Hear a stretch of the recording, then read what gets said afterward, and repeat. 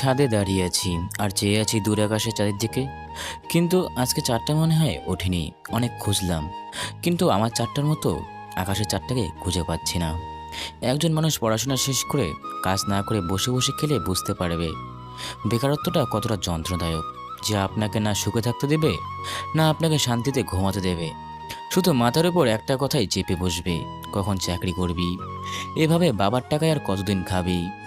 আর এসব চিন্তা মাথা থেকে ঝেড়ে যখনই মানসিক শান্তির জন্য প্রিয় মানুষটার কথা ভাবতে যাব, তখনই বুকের মাঝে একটা অজানা ঝড় বয়ে যায়।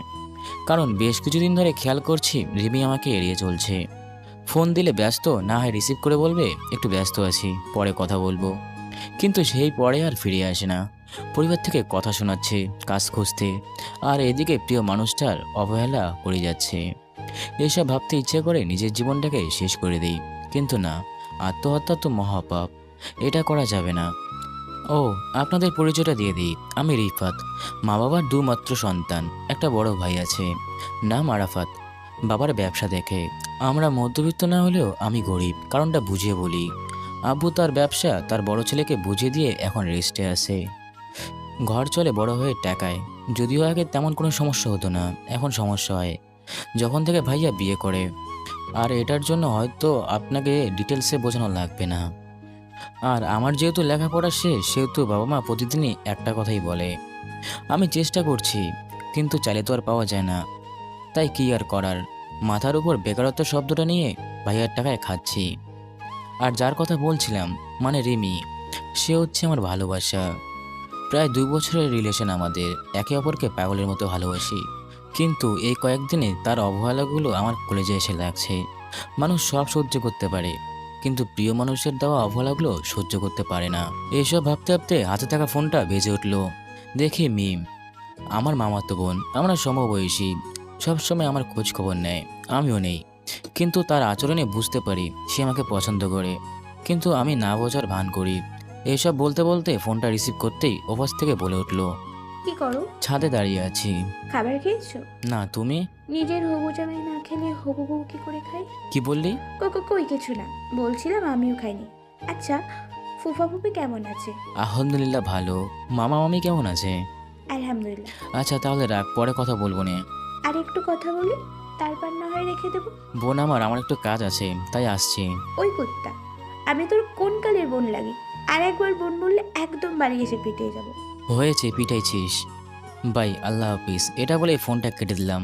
তারপর মেসেঞ্জারে ঢুকে দেখি রিমিও অনলাইনে, অথচ আমার 1 ঘন্টা দেওয়ার আগের মেসেজ এখনও সিনই করেনি। একটা মানুষকে আপনি যদি বুঝতে চান আপনি তার উপর বিরক্ত, তাহলে বেশি কিছু করা লাগবে না। তার দেওয়া মেসেজ সিন করবেন না, সিন না করে বসে থাকবেন, তার কল কেটে দেবেন। আমি এখনও বাচ্চা নই যে রিমির ব্যবহার আমি বুঝতে পাই না। আমিও বুঝি, কিন্তু কি করব বলেন, এই বেহা মনটা তো বারবার ছুটে যায় তারই কাছে।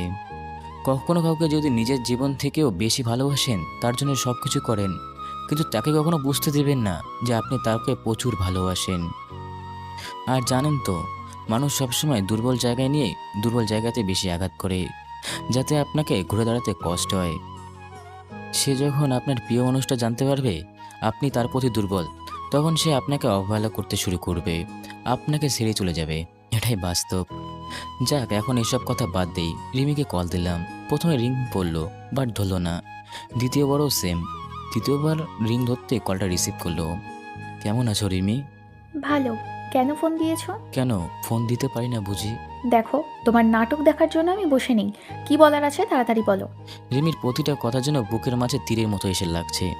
তারপরও বেহামন চাইছে শুধু তার মায়াবী কণ্ঠে আওয়াজ শুনতে। খাবার খেয়েছো? হুম, খেয়েছি, এখন রাখি। আমি খেয়েছি কি না জিজ্ঞাসা করলেন না যে? এটা জিজ্ঞেস করার কি আছে? তুমি খেলে ভালো কথা, আর না খেলে খেয়ে নেবে। আচ্ছা, একটা কথা বলবে? বলো। এভাবে আমাকে ইগনোর করার কারণ কি? আমি কি কোনো অপরাধ করেছি? যদি করে থাকে তাহলে বলো, আমি ক্ষমা চেয়ে নেব। তোমার ঢঙের কথা শুনতে আর ভালো লাগছে না। সারাদিন ফোন করে বিরক্ত করা ছাড়া কি আর কোনো কাজ নেই? ওহ সরি, তোমার কাজ কি করে থাকবে? তুমি তো একটা বেকার। খাও বাবা ভাইয়ের হোটেলে। এখন বিরক্ত না করে ফোন কাটো তো। ভালো লাগছে না তোমার ঢংগুলো। বিশ্বাস করেন, রিমির মুখে বেকারের উপাধিটা পাবো এটা কখনো আমি ভাবতেও পারিনি। শেষ পর্যন্ত সেও আমাকে বেকার বলে খোঁটা দিল। অবশ্য তারই বা কি দোষ? সে তো ঠিকই বলেছে, আমি বেকার। রিমির কথাগুলো শুনে দু চোখ বেয়ে পানি পড়তে লাগলো। আমি কান্না আটকে বললাম, তুমি না অনেকটা পাল্টে গিয়েছো। তুমি আগে সবসময় আমাকে ফোন দিয়ে চালাতে, আর এখন আমি ফোন করলে বিরক্ত লাগে। আচ্ছা, তুমি কি চাও বলো তো? তোর থেকে মুক্তি দিতে পারবি? রিমির এই কথাটা শুনে মন চাচ্ছিল আমার বুকের ভিতর থেকে কেউ যেন আমার কলেজাটা বের করে নিচ্ছে। আমি কথাটা তেমন গুরুত্ব না দিয়ে বললাম, আচ্ছা ঘুমিয়ে পড়ো, বেশি রাত জেগে থাকলে শরীর খারাপ করবে। এটা বলতে দেরি, কিন্তু ওপাশ থেকে ফোন কাটতে দেরি হলো না। আমি ফোনটা পকেটে রেখে আকাশের দিকে তাকিয়ে আছি আর চোখের পানি ফেলছি, আর ভাবছি যে মেয়ে ফোন দেওয়ার সাথে সাথে আগে কথা বলতো আমি খেয়েছি কি না, আজ সেই মেয়ে একটা বড় জিজ্ঞাসা করলো না খেয়েছি কি না।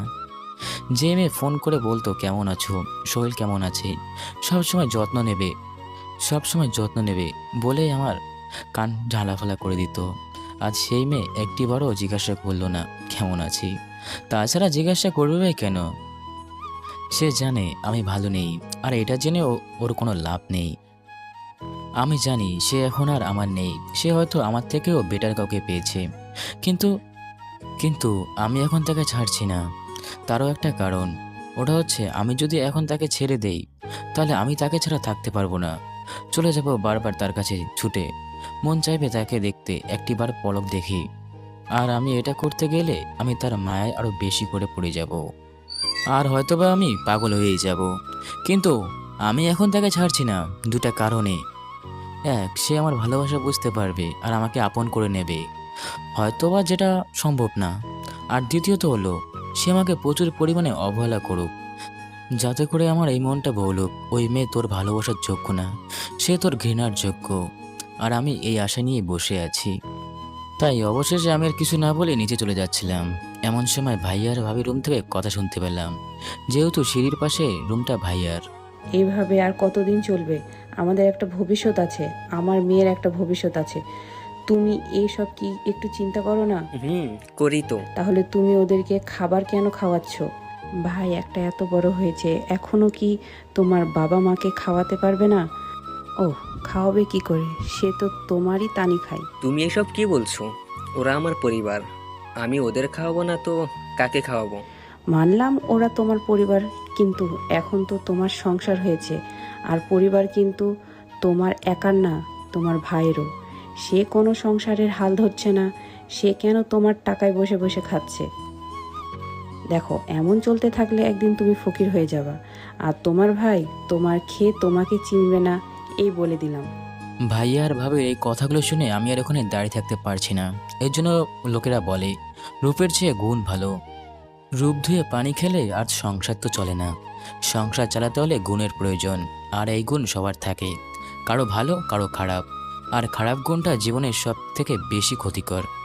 যাকে এসব না বলাই ভালো, কারণ সমাজে যত গুণ খোঁজো না কেন সবশেষে সব কিছু রূপের কাছে হেরে যায়।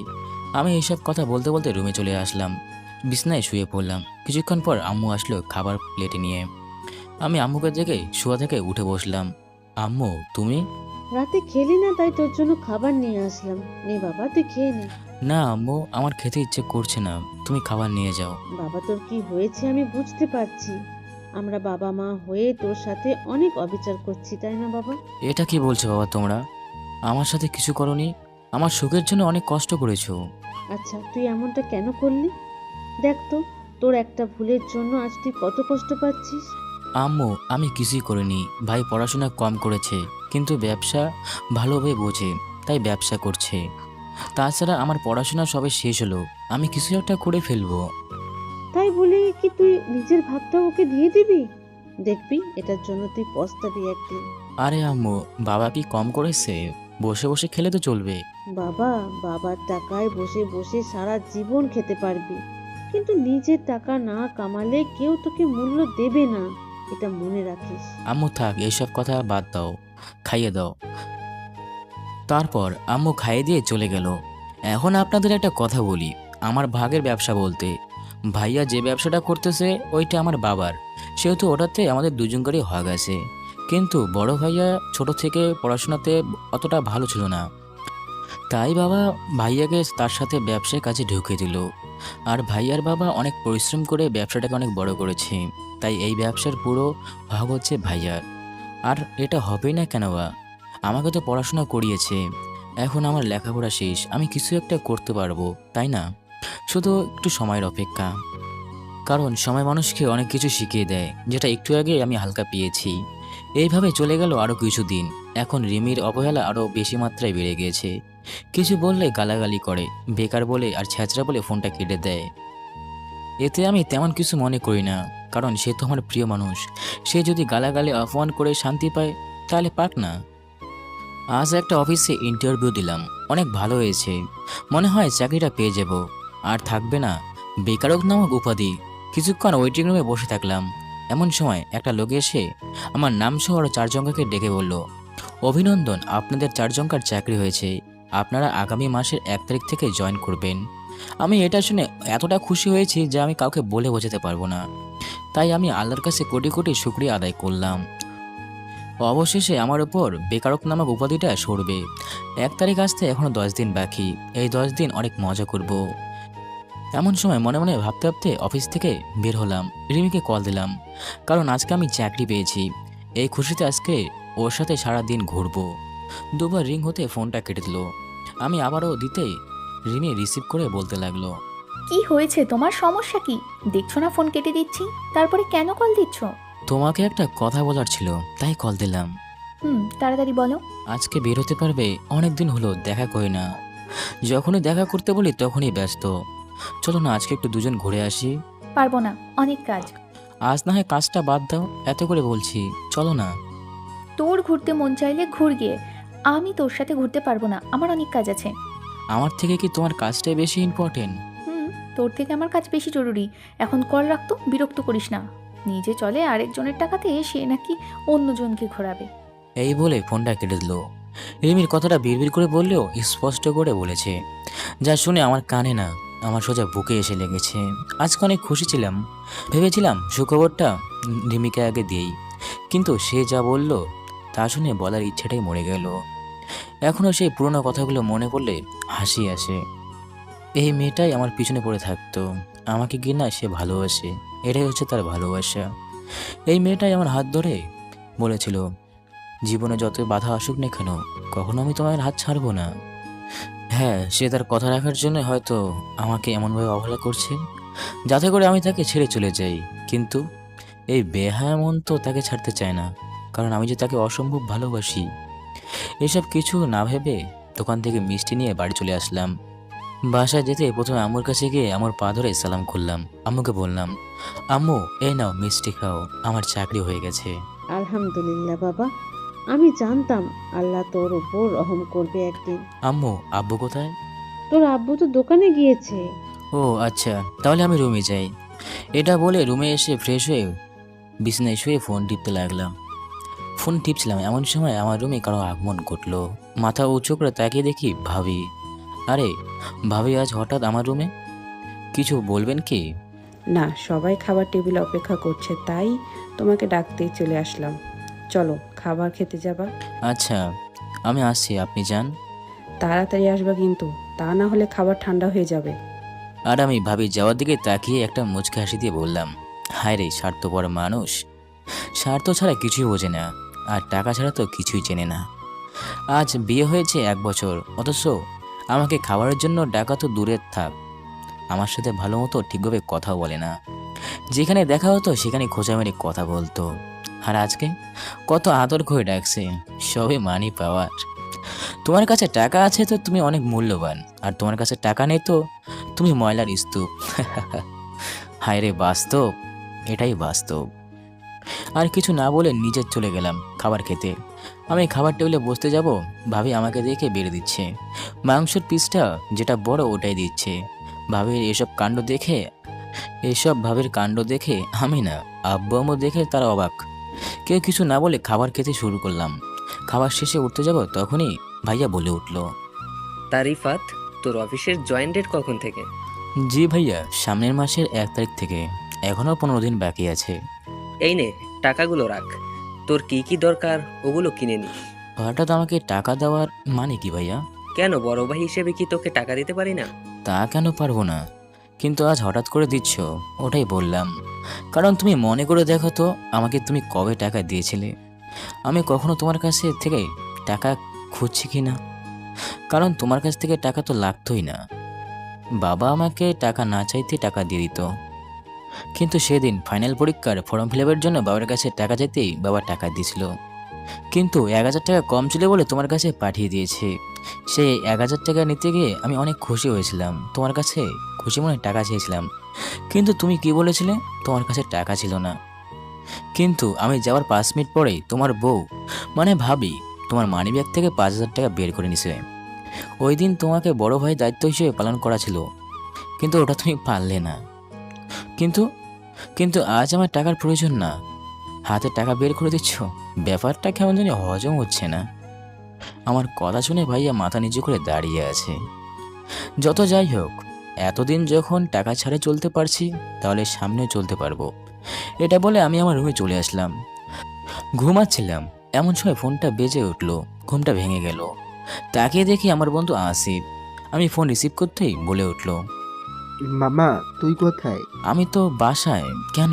মামা তুই এই পার্কে চলে আয়, কিন্তু কেন? আসলেই দেখতে পাবি। এই বলে ফোনটা কেটে দিল আসিফ।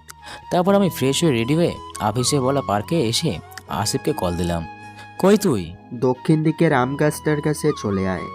তারপর আমি ওর কথা মতো সেখানে গিয়ে দেখি সে তার গার্লফ্রেন্ডকে নিয়ে বসে আছে। আসসালামু আলাইকুম ভাবি, কেমন আছেন? ভালো, তুমি? এই তো ভালো আছি। আচ্ছা আসিফ, কেন ডাকলি? ওই যে ওইদিকে তাকা, কিছু কি দেখতে পাচ্ছিস? আসিফের কথা মতো সেদিকে তাকিয়ে আমার বুকটা মোচড় দিয়ে উঠল। যাকে নিয়ে স্বপ্ন দেখেছিলাম, বুকের মাঝে আগলে রেখেছিলাম, সে কিনা এখন অন্য কারো বুকে মাথা রেখেছে। আমি এক দৃষ্টিতে তাকিয়ে আছি ওইদিকে। না পারছি যেতে, না পারছি এখানে থাকতে। ইচ্ছে করছে নিজের জীবনটাকে এখানেই দিয়ে দিই। এখন শুধু চোখের সামনে সাথে কারো কাটানো মুহূর্তগুলো ভাসছে। এই মুহূর্তে মনে হচ্ছে আমার সাথে কাটানো মুহূর্তগুলো মিথ্যা ছিল, আর আমি যেটা দেখছি ওটাই মনে হয় সত্যি ছিল। কিরে রিফাত, কই হারালি? আসিফের কথায় ভাবনা থেকে ফিরে বললাম, কই কোথায় হারালাম? এখানে দাঁড়িয়ে না থেকে চল, সামনের দিকে চল। আমার শক্তি নেই সামনের দিকে আগানোর। আমার যে সামনে পা বাড়াতেই হবে। আমার কিছু প্রশ্ন আছে, ওগুলো উত্তর পেতে হবে। তারপরে আস্তে আস্তে হেঁটে রিমির সামনে গিয়ে পৌঁছালাম। আমি রিমির সামনে যেতে রিমি বলে উঠল, আরে রিফাত, তুমি এখানে? এমনভাবে কথাটি বলল যেন আমি শুধু তার পরিচিত। আমার আর ওর মাঝে কোনো সম্পর্কই নেই। এসেছো, ভালো হয়েছে। অনেক আগে থেকে তোমাকে বলতে চেয়েছি কিন্তু বলতে পারছিলাম না। এর নাম হচ্ছে... আমি এখানে কারোর সাথে পরিচিত হতে আসিনি। আমি এসেছি এখানে তোমাকে কিছু প্রশ্ন করতে। করো। আমার কি দোষ ছিল যে আমাকে এত অবহেলা আর এত কষ্ট দিচ্ছ? তোমার কোনো দোষ ছিল না। দোষ তো আমার যে আমি একটা বেকার ছেলের সাথে প্রেম করছিলাম, যার নিজের যোগ্যতা দিয়ে আমাকে কখনো কিছু কিনে দিতে পারিনি। আর আমার বয়ফ্রেন্ডকে দেখো, যখন যা চায় তা আমাকে এনে দেয়।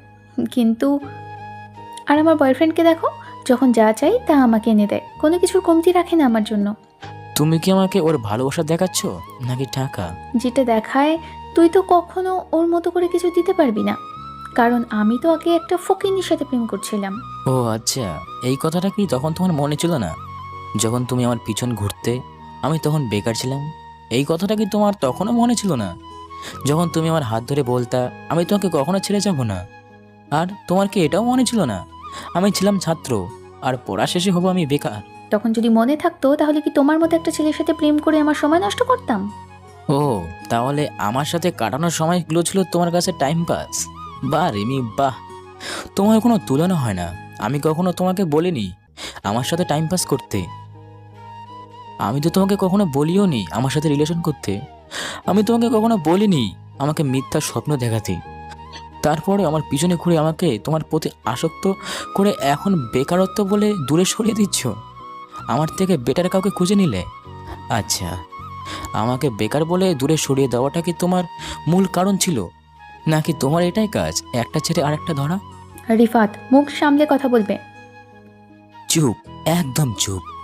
আমার কথা শোন, এখানে তোর ধমক শুনতে আসিনি। এই যে ভাইয়া, আপনার আর এই ম্যাডামের রিলেশন কতদিনের? এই তো ভাই 3 মাসের। তো মিস রিমি, আমি কি কথাটা ভুল বললাম যে আপনার কাজ এমন ছেলেদের সাথে টাইম পাস করা? রিফাত, তুমি কিন্তু বেশি বেশি করছো। না রিমি, আমি বেশি কিছু করছি না। তোমার যদি ওই কাজ না হতো তাহলে 3 মাস আগে আমাকে বলতা আমি বেকার, তোমার সাথে রিলেশন চালিয়ে যেতে পারবো না। কিন্তু তুমি তুমি এটা না করে আমাকে দিনের পর দিন অবহেলা কষ্ট দিয়েই আসলা। আর আমাকে এই বিষয়ে বলার কোনো একটা কারণও তো খুঁজে পাচ্ছি না। ওটা হলো যদি আমি চাকরি পেয়ে যাই, আমার যদি সফলতা আসে তাহলে আমার কাছে চলে আসবা, তাই না? আমার কথা শুনে রিমি চুপচাপ করে দাঁড়িয়ে আছে। তোর মতো ছলনাময়ী নারীর জন্য আজ তোর মতো কিছু ছলনাময়ী নারীর জন্য মানুষ আজকে নারী জাতিকে অসম্মান করে। তোরা একটা ভালো ছেলেকে টাইম পাস করার পর ব্যবহার করে ছেড়ে দিবি, আর সেই ছেলেটা খারাপ হয়ে অন্য একটা মেয়েকে ধোকা দেবে।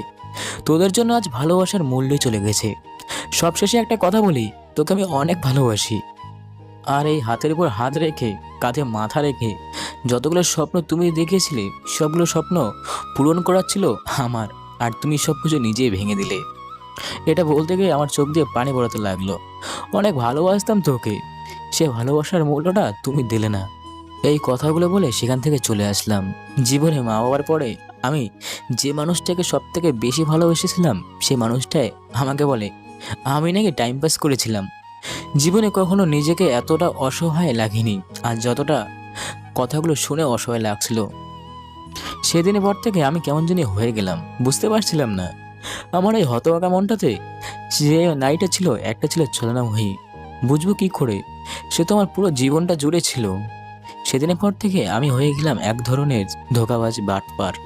কারণ দিনে ছিল সবার সাথে হাসি খুশি, আর রাত হলে এমন মাঝে মাঝে একটা ঘূর্ণিঝড় বয়ে যেত, আর এই চোখ দিয়ে পড়তো অবরত পানি। তাকে আমি সেদিন থেকে মনে করতাম না, কিন্তু মনে পড়তো তার সাথে কাটানো প্রতিটা ঘন্টা, প্রতিটা সেকেন্ড। মনে পড়তো তার সাথে করা এক একটা মেসেজ, কানে বাজতো তার সাথে রাত বেরাতে জেগে থেকে প্রতিটা কথা বলার শব্দ। সব কিছু ভুলে যাব, কিন্তু কিন্তু এসব তো কখনো ভুলতে পারবো না। এভাবে কেটে গেল প্রায় 4 মাস। এখন আর তার কথা ভেবে কষ্ট পাই না। সে যেমন আমার সাথে প্রেম করতে করতে বিরক্ত হয়ে যাচ্ছিল, ঠিক তেমনি ওর কথা মনে করতে করতে বিরক্ত হয়ে গেছি। এখন আর তেমন কাউকে মনে পড়ে না, আর মনে পড়বে কেমন করে? নিজেকে ব্যস্ত রাখি, আর নিজেকে সবসময় ব্যস্ত রাখতে ভালোবাসি। এসব ভাবছিলাম, এমন সময় আম্মু ডাক দিল। বাবা রাতের খাবার খাবি না? আয় খেতে আয়। আসছি আম্মু। তারপর বিছানা থেকে উঠে ফ্রেশ হয়ে চলে গেলাম খাবারের টেবিলে। সেখানে গিয়ে দেখি সবাই আমার জন্য বসে আছে। অবশ্য আজ এটা নতুন না, যেদিন থেকে চাকরি পেয়েছি সেদিন থেকে ভাইয়ার ভাবি আমাকে ছাড়া খায় না, অনেক কেয়ারিং করে। আর এটার কারণ হচ্ছে মানি পাওয়ার। আমি নিজের মতো করে খাবার খাচ্ছি, তখনই দেখতে পেলাম ভাইয়া ভাবিকে কি যেন ইশারা করে বলল। আমি তেমন কিছু না ভাবে নিজের মতো করে খাবার খাচ্ছিলাম। তখন ভাইয়া যে কথাটা বলল সে কথা শুনে আমার চোখ কপালে উঠে যাওয়ার মতো। তাই ভাইয়া সবাইকে উদ্দেশ্য করে বলল, বাবা, আম্মু, তোমাদের একটা কথা বলতে চাই, যদি তোমরা শুনতে। আমরা কি তোর কোনো কথা না শুনে নাকি? না মানে রিফাতের বিষয়ে বলবো, আর যেহেতু রিফাতও এখানে আছে তাই এখন বলা আমি সঠিক মনে করছি। আচ্ছা, কি বলবি বল। ভাইয়ার কথা শুনে আমি ভাইয়ার দিকে তাকিয়ে আবার খাওয়ায় মন দিলাম, আর কানটা সজাগ রাখলাম ভাইয়া কি বলে আমার বিষয়ে। ভাইয়া বলতে শুরু করলো, আসলে বাবা, রিফাত তো এখন ভালো একটা চাকরি করে, যথেষ্ট বড়ও হয়েছে, তাই বলছিলাম কি তাকে বিয়েটা করে দিলে কেমন হয়। ভাইয়ার কথাটা শুনে অনেকটা অবাক হয়ে গেলাম। ভাইয়ার দিকে তাকিয়ে ভাবলাম, হঠাৎ করে আমার বিয়ের ব্যাপারে ভাইয়া তো চিন্তা করছে কেন? কিছু একটা তো গরমিল আছে। আমি তেমন কিছু না বলে শুনতে লাগলাম আর দেখতে লাগলাম ভাইয়ার উদ্দেশ্যটা কি। তখনই আব্বু বলে উঠল, মারিফ, তুই কথাটা মন্দ বলিসনি। তাহলে আমরা মেয়ে দেখা শুরু করি, কি বলিস রিফাত? আম্মু আমার দিকে তাকিয়ে কথাটা বলল। আমি কিছু না বলে একবার আম্মুর দিকে তাকিয়ে খাবার খেতে লাগলাম। কেন জানি বিয়ের কথাটা শুনে বুকের মাঝে এক তোলপাড় শুরু হয়ে গেল। এক অজানা অনুভূতির স্বপ্নগুলোর কথা মনে পড়ে গেল। যে বলেছিল সারা জীবন পাশে থাকবে, কিন্তু সে থাকলো না। কেন জানি তাকে আর মনে পড়ে না, কিন্তু তার দেওয়া প্রতিটা প্রতিশ্রুতি আমার মনে পড়ে যায় আর হাসি পায়। কত কত সহজে না সে আমাকে মিথ্যা স্বপ্ন দেখিয়েছিল। কথাটা ভাবতে একটু মুচকে হাসলাম। তখনই ভাবির কথা কানে বাজতে লাগলো। আসলে আম্মু বলছিলাম কি, পাত্রী নয় খুঁজবেন, তবে যদি আমার একটা কথা শুনতেন। বলো। বলছিলাম আমার একটা চাচাতো বোন আছে, আমাদের এখানে এসেছে, নাম রিমি। আপনারা তো দেখেছেন, দেখতে শুনতে যেমন, আচরণ মাশাল্লাহ, একটু দেখতে পারেন। ভাবির এই কথাটা শুনে আমি যেন এক মুহূর্তের জন্য থমকে দাঁড়ালাম। আপনারা হয়তো ভাবছেন নামের জন্য আমি এরকম করছিলাম কেন, কিন্তু না, এই কথাটা শুনে আমি থমকে গেলাম। কারণ আমার সাথে যে মেয়ের কাকতালীয়ভাবে রিলেশন ছিল আর ভাবির যে মেয়ের কথা বলছে, ওরা দুজনেই সেই। কারণ রিমি হলো ভাবির কাজিন। এটা আপনাদের না বলার জন্য দুঃখিত। ভাবির কথা শুনে আম্মু কিছু বলতে যাবে, তখন আমি খাবারের টেবিল থেকে উঠে দাঁড়ালাম। দেখো ভাইয়া এবং ভাবি, আমার বিয়ের জন্য মেয়ে ঠিক করার জন্য আমার বাবা মা আছে। তোমাদের এই সামান্য একটা বিষয় নিয়ে সময় নষ্ট করা লাগবে না। তুই এমন করে কেন বলছিস? আমি তোর বড় ভাই, সেই হিসেবে আমাদেরও দায়িত্ব আছে না? ভাইয়ার এমন কথা শুনে একটা মুচকি হাসি দিয়ে শান্ত গলায় বললাম, ভাইয়া এত বছরে যখন বড় হয়ে এসেছি, দেখাশোনা ছাড়াই আমার ভালো মন্দ এবং আমি আমার বাবায় যেমন করে দেখে এসেছি, ঠিক তেমন করে সামনেও পারবো। আমার কথা ভেবে আপনাদের মূল্যবান সময় নষ্ট না করলেই ভালো। এটা বলে আমি আমার রুমে চলে আসলাম। এত বছরে এই ছোট ভাইয়ের কথা মনে ছিল না। একটা দায়িত্ব ছিল, ওটাও মাথায় ছিল না। আর মাথায় শুধু একটা কথাই থাকতো, ছোট ভাইয়ের জীবন চলা নিয়ে। আমার জীবন কেমন চলবে না চলবে এইসব বিষয়ে আসলে বড় ভাইয়ের দায়িত্বের কথা মনে পড়ে আর হাসি পায়। এইসব দেখলে মানুষ কতটা স্বার্থপর আর সুবিধাবাদী। এদিকে আমি যাওয়ার পর ভাবি আম্মুকে বলল, আম্মু দেখেছো রিফাত কেমন করে কথাটা বলল? আমরা কি তার ভালো চাই না? তা তো এত বছর দেখতে পেয়েছি। তাছাড়া ওকে ওর মতো থাকতে দাও তো, আর তোমরা তোমাদের মতো থাকো। এইদিকে ভাবি মনে মনে বলল, আমি তো আমার চাচাতো বোনকে এই বাড়ির বউ বানাবো, এত এত সম্পত্তির মালিক হব, আমার জামাই আর আমার দেবর। আর যদি আমার বোন আসতে পারে, তাহলে দুজন মিলে এই সংসারে সব কিছু ভোগ করব। এইসব বলে ভাবি একটা শয়তানি হাসি দিয়ে রুমে চলে গেল। আর এদিকে আমি রুমে আসতেই আমার ফোনটা বেজে উঠলো। স্ক্রিনের উপর নাম্বারটা দেখে একটা মুচকি হাসি দিতে লাগলাম আর বলতে লাগলাম, এই একটা মানুষ যে আমাকে দূর থেকেও দিনের পর দিন আমার পাশে থেকেছে, আমাকে সাহস জাগিয়েছে, আমার সঙ্গ দিয়েছে। একটা মানুষ দূরের থেকেও যে পাশে থাকে, এটা আমার মামাতো বোন মিমকে না দেখলে আমি বুঝতে পারতাম না। এসব ভাবতে ভাবতে ফোনটা কেটে গেল, কিন্তু সাথে সাথে আবারও ফোন বেজে উঠলো। আমি এইবার আর দেরি না করে ফোনটা রিসিভ করতেই ওপাশ থেকে ভুলে উঠলো, ওই কুত্তা, এতক্ষণ কি করছিলি যে ফোন ধরতে এত দেরি হয়? এই তো একটা কুত্তির কথা ভাবছিলাম। কি বললি তুই? কার কথা ভাবছিলি? ভাবছিলাম একটা পেতনির কথা। আচ্ছা বাদ দে, মামা মামি কেমন আছে? আলহামদুলিল্লাহ ভালো। খাওয়া দাওয়া করেছিস? করছি। তুই করছিস? করেছি। আচ্ছা, ফুফা ফুফিকে আমাদের এখানে কখন পাঠাবি রে? বয়স কম হলো না, তা বিলাই আদবাই। আমি কি ফুফা শ্বশুর বাড়ির কথা বলেছি? আমি তো তোর শ্বশুর বাড়িতে পাঠানোর কথা বলেছি। কখন পাঠাবে? মিমের কথা শুনে বুঝতে পারছি সে কি বলতে যাচ্ছে। মেয়েটা আমাকে ভালোবাসে, বাট মুখ ফুটে বলতে পারছে না। তাই আমি রাগানোর জন্য বললাম, ও তুই আগে বুঝে বলবি না? আমার কথা শুনে মিম একটু রাজ্যের জয় হাসি দিয়ে বলল, পাগল, এখন বল কখন পাঠাবে? জানি।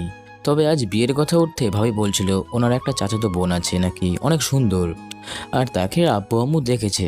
তখনই আম্মু বলল কোনো এক ভালো সময় দেখে যে দেখতে যাবে। বিয়ে ঠিক হলে তোকে জানিয়ে দেব। আমার এই কথা শুনে মিমের বুকটা যেন ফেটে যাওয়ার অবস্থা।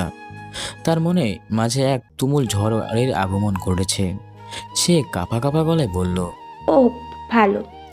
মিম এমন ভাঙা গলায় শুনে আমি বললাম, কিরে মিম, তোর আবার কি হয়েছে? মনে হয় কান্না করছিস। মিম স্পষ্ট গলায় বলল, আমার সব কিছু বুঝতে পারিস, কিন্তু ভালোবাসি যে তোকে, ওটা বুঝতে পারিস না। কিরে তুই কি বলছিস? কিছু না। তা বিয়েতে তোর কি মতামত? আমার আর কি মত, আব্বু আম্মুর মতই আমার মত। তাদের পছন্দ হলে বিয়ে পাকা কথা হবে। ওই তোকে সবার আগে দাওয়াত দিলাম, বিয়ের সকল দায়িত্ব তুই নিবি। তোর দায়িত্বটা দিতে পারতি। কিছু বললি তুই? কই কিছু না। আচ্ছা রাখি রে, পরে কথা হবে। সে কি, অন্যদিন তো ফোন কাটতে চাইলে ফোন কাটতে দিতি না, তোর কথা কোনো শেষই হতো না। আজ কি হলো তোর? তেমন কিছু না, এমনি ভালো লাগছে না। তাছাড়া তোর আমার সাথে কথা না বলে তোর ভবিষ্যতের বউয়ের সাথে কথা বল। তাই তো করছি। মানে? ও কিছু না। আচ্ছা রাখি, তোর যেহেতু ভালো লাগছে না তাহলে একটু আরাম কর। আমি গিয়ে ভাবির থেকে নাম্বারটা নিয়ে আসি ওই মেয়ের। এই কথা বলে ফোনটা কেটে দিলাম।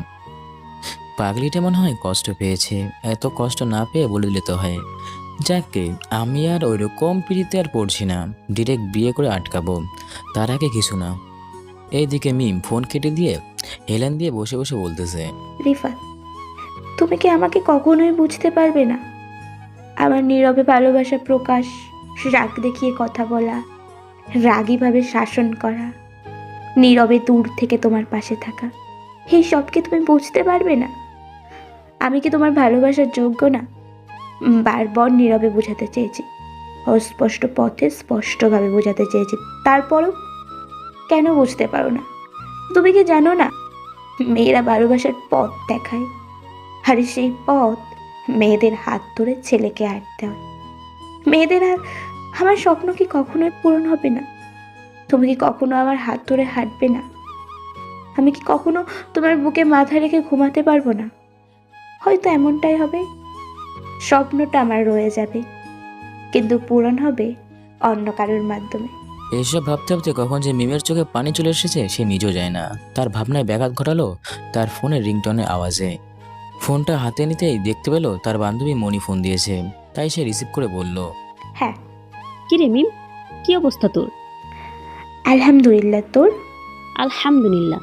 দোস্ত, তোর গলা এমন শোনাচ্ছে কেন? কি হয়েছে? কি আর হবে দোস্ত, আমার কপালটাই খারাপ। সবাই আমাকে বুঝতে পারে, কিন্তু যে আমাকে বোঝার বেশি দরকার সেই আমাকে বুঝতে পারে না। কি হয়েছে আমাকে খুলে বলতো। রিফাতের জন্য মেয়ে দেখছি, অথচ আমি তাকে এত ভালোবাসি, এত কেয়ার করি, তাও আমাকে দেখে না। আবার কি বলে জানিস, আমি নাকি তার বিয়ের সব দায়িত্ব নিতাম। তো এখানে রিফাত ভাইয়ের ভুল কি বলছে? মুনি, তুইও আমার কষ্ট দেয় দেখে মজা নিচ্ছিস? আমি কারো কষ্ট দেখে মজা নিচ্ছি না, তোর কষ্টের কারণ তুই নিজেই বুঝলি। তুই কি বলতে চাইছিস? দেখ, তুই অনেক আগে থেকে রিফাত ভাইয়াকে ভালোবাসিস, কিন্তু বলিসনি, যার ফল হিসেবে কষ্ট পেলি। কারণ তখন রিফাত ভাইয়া রিলেশনশিপে ছিল, আবার হঠাৎ তাদের ব্রেকআপ হলো। আর তোর সুযোগ ছিল তোর অধিকার তুই আদায় করে নেওয়ার, কিন্তু তুই সেটা না করে বসেছিলি কখন রিফাত ভাইয়া তোকে বলবে। আরে পাগল, এই জমানাতে নিজের অধিকার নিজে চেয়ে নিতে হয়। আর যেহেতু রিফাত ভাই তোর ফুফাতো ভাই, যেহেতু সম্পর্ক নষ্ট হবে বলে বলছে না, বা তোকে সে নজরে দেখে না, তাই তোকে কিছু বলার সাহস পাচ্ছে না। এখন তোমার জিনিস তোমাকে পেতে হলে তোমাকে লড়াই করতে হবে, কারণ তুমি খাবার খাবে তা নিজের হাতে মুখে নিজে নিতে হয়, অন্য কেউ তোমাকে মুখে দেয় না। আশা করি আমি কি বোঝাতে চেয়েছি সেটা তুই বুঝতে পারছিস। এতক্ষণ মনোযোগ দিয়ে কথাগুলো শুনছিল মনি, আর বুঝতে পারছে দোস্ত তার ভুলের জন্য তার ভালোবাসা মানুষকে সে হারাচ্ছে। দোস্ত, তুই ঠিকই বলেছিস। আসলে আমাদের মত অনেকভাবে আমরা মেয়েরা কেন আগে ভালোবাসার কথা বলবো? তারা ছেলে, তারা আমাদের প্রপোজ করবে, আর এটা ভাবতে ভাবতে আমরা আমাদের খুব কাছের প্রিয় জিনিসটা হারিয়ে ফেলি, যেমনটা আমি একবার হারিয়ে ফেলে আবার ফিরে পেয়ে হারাতে বসেছিলাম। আসলে আমাদের উচিত আমরা যাকে ভালোবাসবো তাকে বলে দেওয়া, তার বলার অপেক্ষায় না থাকা, গ্রহণ করা না করা সেটা পরে দেখা যাবে। দোস্ত, তুই তাহলে বুঝতে পারছিস। আসলে তাকে ভালোবাসি বলে তার না হলে নিজেকে মানানো যায় যে তাকে তো বলেছি, কিন্তু সে আমাকে বুঝতে পারেনি। কিন্তু ভালোবাসার কথা না বললে ভালোবাসার মানুষকে হারিয়ে ফেলাতে তখন আরো কষ্ট হয়, সারা জীবন আফসোস করতে হবে। তাকে ভালোবাসেছিলাম কিন্তু বলার আগে হারিয়ে ফেলেছি। দোস্ত, তোর কথাগুলো শুনে তোকে অনেক কিছু দিতে ইচ্ছা করছিল, বাট এখন দিতে মন চাইছে না। কেন কেন? কুত্তি, তেঁতুল গাছের পেতনি, বেড়ালের নানি, এসব কথা এখন কেন বলতে আসলি? আরো আগে বললে হয়তো তুই আন্টি হয়ে যেতিস। আসলে দোস্ত, আগে এইসব মাথায় আসেনি, তাই বলিনি। তাও ধন্যবাদ তোকে কুত্তি, আমার জান হারানোর আগে এই কথাগুলো বললি। আচ্ছা এখন রাখি, ব্যাগ গোছাবো। ব্যাগ কেন গুছাবি? শ্বশুর বাড়িতে যেতে হবে না, না হলে জামাইকে হারিয়ে ফেলবো। এটা বলে মিম ফোনটা কেটে দিল। সকালবেলা ঘুমিয়ে আসি, এমন সময় আম্মু ডাকাডাকি করছে। আমি ঘুম ঘুম চোখে আম্মুকে বললাম, আম্মু এত ডাকছো কেন? আজকে অফিস বন্ধ, ঘুমাতে দাও না, যাও তো। এটা বলে মাথার উপর বালিশ দিয়ে ঘুমিয়ে গেলাম। বেলা 11টার দিকে ঘুম থেকে উঠে ফ্রেশ হয়ে নিচে গেলাম। দেখলাম আম্মু। আম্মু, নাস্তা দাও, ক্ষুধা লাগছে অনেক। আম্মু একটু রাগী গলায় বলল, এই তো নবাবের পুত্র উঠেছে। তা বলি কি, একটু পরে উঠলে পারতি, একেবারে দুপুরে খাবার খেয়ে নিতে পারতি। আচ্ছা, সামনের থেকে উঠবনি, এখন খাবার দাও। তারপরে আম্মু আর কিছু না বলে খাবার দিল। আমি চুপচাপ খাবার খেতে লাগলাম। তখনই আম্মু বলল, তা বাবা রিফাত, কাল তো বললি তোর ভালো মন্দ দেখার দায়িত্ব শুধু আমাদের। তাই বলছিলাম আমরা তোর জন্য মেয়ে দেখতে পারি, এতে তোর কোনো আপত্তি নেই তো বাবা? তোমার যা ভালো লাগে তাই করো। আমার কথা শুনে আম্মু আমাকে আরো ভালোভাবে খাবার দিতে লাগলো। ও, তোকে তো একটা কথা বলতে ভুলে গেছি। কি কথা? বিকালে মিম আসবে এখানে, নাকি অনেকদিন থাকবে, তাই ওকে বিকালে বাস স্ট্যান্ড থেকে নিয়ে আসবি। আম্মুর কথা শুনে অবাক হলাম। ওই পেতনি এখানে কেন আসছে? ওই, মার খাবি কিন্তু। আমার ভাইয়ের মেয়ে এখানে যখন খুশি তখন আসবে, এতে তোর কোনো সমস্যা? দরকার হলে সারা জীবন এখানে থাকবে। তোর সমস্যা হলে তুই বাসা থেকে বের হবি, তারপরেও আমার মামনির ব্যাপারে কিচ্ছু বলবি না। এমনভাবে বলছে আমি যেন তার ছেলেই না। তারপরে আমার সাথে অনেকক্ষণ দুষ্টুমি করে কফি নিয়ে ছাদে চলে গেলাম। ছাদে উঠে এক হাতে ফোন টিপছি আর এক হাতে কফি খাচ্ছি, আর শীতল ঠান্ডা হাওয়া নিজের সবে দিচ্ছি। আর এমনভাবে কফি বা চা খেতে মজাটাই আলাদা। আমি মন দিয়ে ফোন টিপছি, হঠাৎ পিছন থেকে কেউ বলে উঠলো, কেমন আছো রিফাত? ফোনের মধ্যে চোখ রেখে বললাম, জি ভালো আছি, আপনি কেমন আছেন? আর বলতে পারলাম না, একটা মুচকে হাসি দিয়ে উঠলাম, তা কেমন আছেন? ভালো। কি করছো? আর তুমি আমাকে আপনি করে বলছো কেন? আমার মতে অপরিচিত কাউকে দেখলে আপনি বলাটাই উত্তম। কিন্তু আমরা তো অপরিচিত না, আমরা দুজনকে ভালো করেই চিনি। দেখেন রিমি ম্যাডাম, আপনি হয়তো আমাকে চেনেন, আমিও আপনাকে চিনি, কারণ আপনি তো বললেন ভাবির চাচাতো বোন। এর চেয়ে বেশি কিছু আমি জানি না। তুমি অনেকটা পাল্টে গিয়েছো। যেখানে প্রকৃতি নিজের ঋতুকে পাল্টে ফেলে, সেখানে তো আমি মানুষ, নিজেকে তো পাল্টাতে পারি। তাও আবার একটা মাল্টিন্যাশনাল কোম্পানিতে চাকরি করি, নিজেকে তো অবশ্যই বদলাতে হবে। এটা বলে যখন আমি নিচে আসতে যাব, তখনই রিমি আমার সামনে দুহাত বাড়িয়ে আমার পথ আটকে বলতে লাগলো, রিফাত, আমাকে কি ক্ষমা করা যায় না?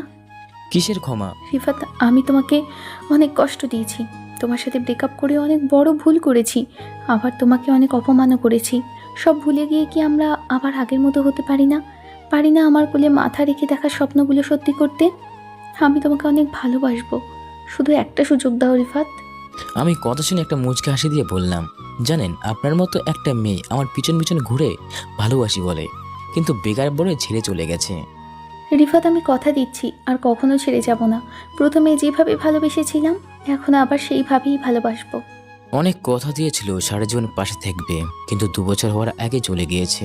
আর একটা কথা মিস রিমি, প্রথমত আপনি কে, আপনার সাথে আমার কি সম্পর্ক ছিল সেটা আমি চাই না, আর জানতেও চাই না, আর মনে করতেও রাখি না। দ্বিতীয়ত, আমি কোনো সুবিধাবাদী বিশ্বাসঘাতী ছলনাময়ী নারীকে কখনো কোনো সুযোগ দিতে চাই না, যে কিনা আমার বেকারত্বের কারণ দেখিয়ে আমাকে ছেড়ে চলে গেছে। আর তাছাড়া আমি তো আমার নিজের পায়ে কুড়াল মারতে পারি না। যে একবার ছেড়ে যেতে পারে, সে বারবার ছেড়ে যেতে পারে। আচ্ছা মিস রিমি, আমি যদি ভুল না করি, আপনি আমার টাকা বা চাকরি দেখে আমার কাছে আসতে চাইছেন। আচ্ছা ধরেন আজকে বা আমাদের বিয়ের পর আমার চাকরিটা চলে গেল, তখন কি হবে? আমি তো বেকার, তখন আপনি আমার পাশে থাকবেন? এটা আমার বিশ্বাস হয় না। আরে আমি এত কথা বলছি কেন? কাকে কি বোঝাচ্ছি যে নিজের শখের পুরুষকে টাকার জন্য ছেড়ে যেতে পারে, সে আমার জীবন সঙ্গিনী হতে পারে না। এটা বলে রিমিকে পাশ কাটিয়ে চলে আসলাম। রিমি তখন চিৎকার করে বলল, রিফাত, আমি তোমাকে ভালোবাসি, নিজের চাইতে তোমাকে বেশি ভালোবাসি, তোমাকে না পেলে আমি মরেই যাব। রিমির এই কথা শুনে আমি রিমির দিকে তাকিয়ে একটা মুচকি হাসি দিয়ে বললাম, ও মা, তাই বুঝি? আমি তোমাকে না পেলে মরে যাব। তাহলে নিজের বাসায় গিয়ে মরেন, কেমন? এখানে মরলে সমস্যা হবে, তাই। এটা বলে আমি আর পিছনে না তাকিয়ে নিজের রুমে চলে আসলাম। যেই মেয়ে নিজের স্বার্থের জন্য রং বদলাতে পারে, তাকে কখনো বিশ্বাস করা যায় না। যদি হয় সে বেঈমান, তাহলে তো আরও নয়। এইদিকে রিমি আমার এমন কথা শুনে আমার দিকে হাঁ করে তাকিয়েছিল। সে ভাবতেও পারেনি আমি তাকে এমন একটা কথা বলতে পারবো। সে বলতে লাগলো, যে ছেলে আমার কণ্ঠ শোনার জন্য প্রতিটা সেকেন্ড অপেক্ষা করত, যে ছেলে আমাকে একটিবার দেখার জন্য ছটফট করত, আজ সেই ছেলে বলে কিনা আমি মরে যেতে। সে আমাকে এতটা ঘৃণা করে, এটা আমি কখনো ভাবতেই পারিনি। এইদিকে আমি দুপুর পর্যন্ত রুমে বসে ফোন টিপছিলাম। ফোন টেপার শেষে নিচে গেলাম খাবার খেতে। নিচে গিয়ে দেখি রিমি সহ সবাই বসে আছে খাবারের টেবিলে। আমি খাবারের টেবিলে গিয়ে বসে খাবার খেতে লাগলাম। তখনই ভাইয়া বলে উঠল, রিফাত, এ হচ্ছে রিমি, তোর ভাবির চাচাতো বোন। আর রিমি, এটা হচ্ছে আমার একমাত্র ভাই।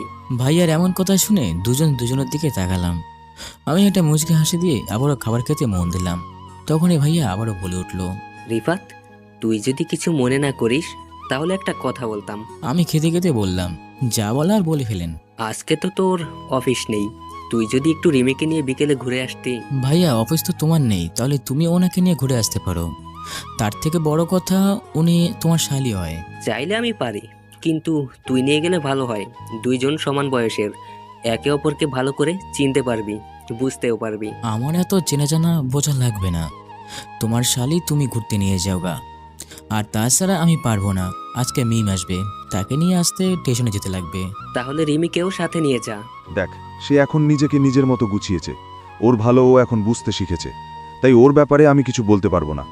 আর এই ব্যাপারে আমাকে কোনো কিছু বলবিও না। তারপর সবাই আর কোনো কিছু না বলে যে যার মতো খেয়ে রুমে চলে গেলাম। আপু, আমি আজ বিকেলে চলে যাব। কেন চলে যাবি? সবে তো আসলি, কিছুদিন থাক, থেকে রিফাতের সাথে কথা বল। না ভাবি, রিফাতের সাথে কথা বলে অপমান ছাড়া কিছু হবে না। অপমান? আজব, তোকে কেন অপমান করতে যাবে? কারণ তোমার দেবর আমার এক্স ছিল। রিমির মুখে এমন কথা শুনে ভাবি অবাক হয়ে বলল, কি এত কিছু হয়েছে? আমি কিছু জানি না? হুম। আচ্ছা, আমাকে সব খুলে বলতো। তারপর রিমি একে একে সব খুলে বলল। এখন বলো আপু, তোমার দেবর কি আমাকে মেনে নেবে? আমার তো মনে হয় না, তাই আমি এখান থেকে চলে গেলে ভালো হবে। আর কয়েকদিন থেকে যা, একটু চেষ্টা করলে মন্দ হয় না। কিছু পেতে হলে কিছু একটু করতে হয়। ভাবির মুখে এমন কথা শুনে রিমি একটু চিন্তা করতে থাকে, রাজি হয়ে গেল। এদিকে আমি ফোন টিপতে লাগলাম, তখনই ফোনটা বেজে উঠল। তাকিয়ে দেখি রিমি কল দিয়েছে। আমি কল রিসিভ করতেই ওপাশ থেকে বলে উঠল, ওই গাধা, আমি ওখানে আসতেছি, আমাকে নিতে বাস স্টেশনে আসবি বিকালে। তুই কেন আসছিস গাধে? তোর ঘাড় মটকাতে। তুই ওখানে আসবি না নিতে? আমি আসতেছি নিজের জিনিস নিজে বুঝে নিতে। নিজের জিনিস মানে? এই জন্য তোকে গাধা বলি। তাহলে তুই গাধি? কুত্তা। কুত্তি? কোথা দূর হ। কুত্তি দূর হ।